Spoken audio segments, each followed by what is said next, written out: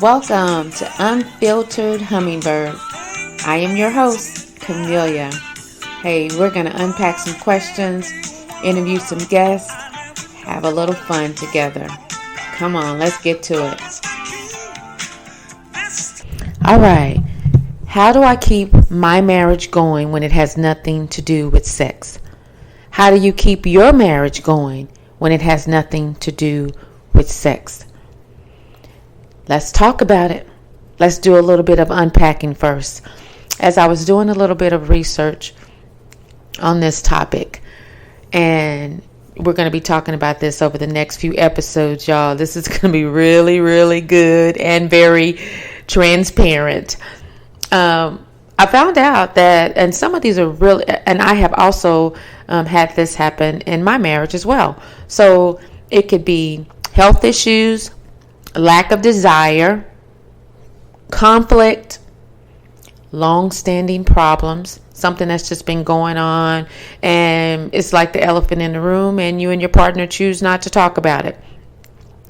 Or communication issues.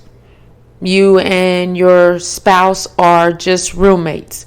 You handle the bills, you take care of the kids, you both have your careers, your jobs, and the subject of sex does not come out. But let me make this very clear. Sex is very important in a marriage.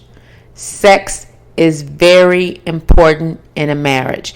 If you take any poll between married couples, you will find out that sex is at the top of the list. Sex and finances. But sex is definitely important in a marriage.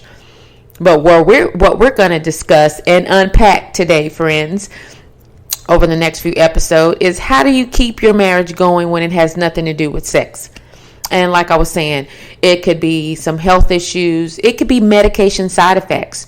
Either one of you are taking medication and the side effects of it is, a low sex drive, lack of desire, tiredness. I mean, you're just tired. You just don't feel like it. You're not even thinking about sex. You're thinking about your job. You're thinking about the stresses of kids. You're thinking about choices and things that you have to make. You're not even thinking about it. It's not even on your mind. And my husband would ask me, why isn't it on your mind? Which it should be. Some other factors that might impede sex could be negative feelings, loneliness, resentment, the lack of closeness that you might feel in your relationship. I mean, these things are valid reasons that sometimes happen in a marriage. And I don't know about you, but some of these things have happened in my marriage, and you have to address them. You have to bring them up. It can't be that elephant in the room that you hope that never tears up anything.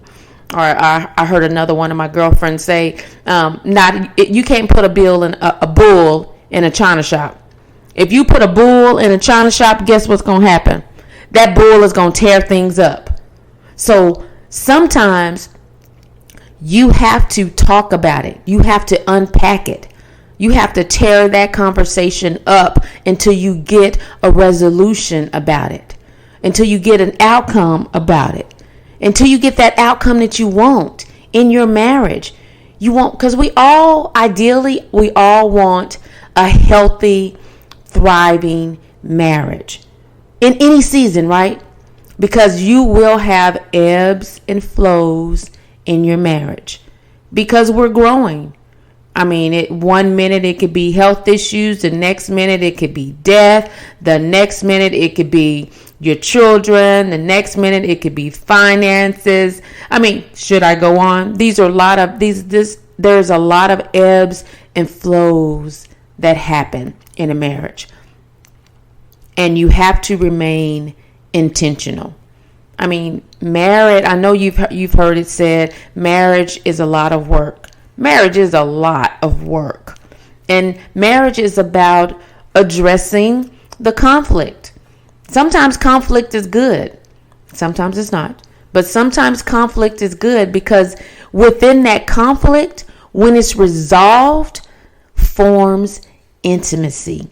You become close with your partner because you have created this safe space for you and your partner to talk about things, to really be transparent with one another and not hold it against each other, to where there's not resentment, there's not rejection or guilt, but there's this love, this reformed love of intimacy, where then what happens when there's intimacy?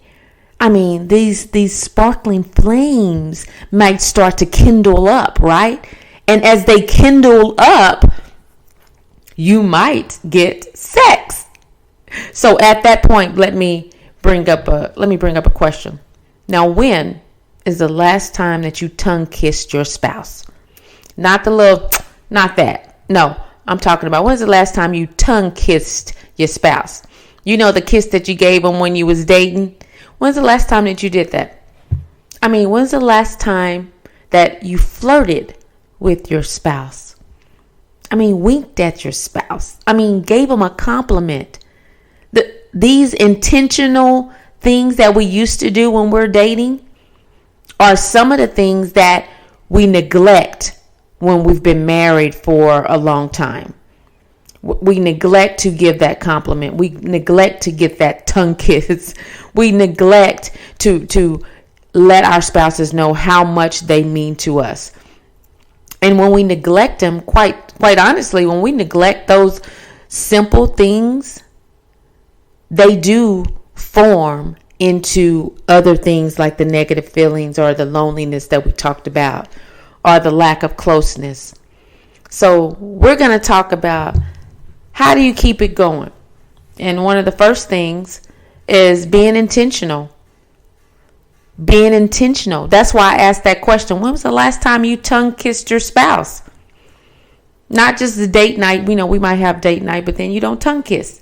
Or you don't hold hands. When's the last time you held your spouse's hand? I mean, these are little things. But even the little things will kindle a flame.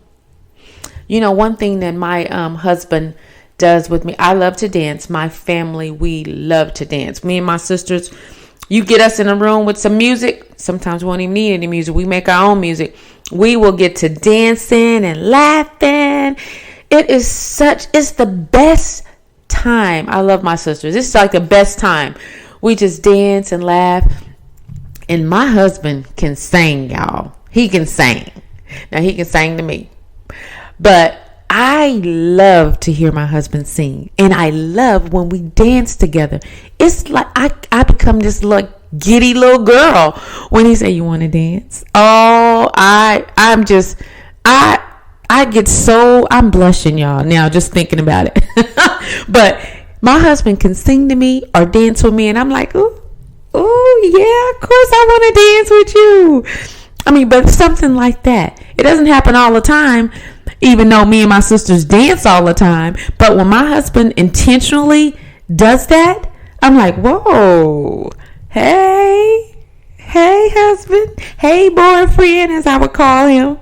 Now, that's one of my examples. I want you to share with me your example of what is one little intentional thing, whether you have to schedule it, because some couples actually schedule date night. They schedule time, make time on their calendar to make sure they are being intentional about their spouses. Hey, and whatever works for you is wonderful, but as long as you do it. So we're going to talk about some of these things that I listed off during this episode. I'm going to have a couple of guests on the show to help hype it up a little bit just to get their viewpoint. And I want to hear your thoughts as well, listeners. Until next time. All right, that's all we have for today. Join me next time on Unfiltered Hummingbird. I am your host, Camelia. Until then, have a blessed day.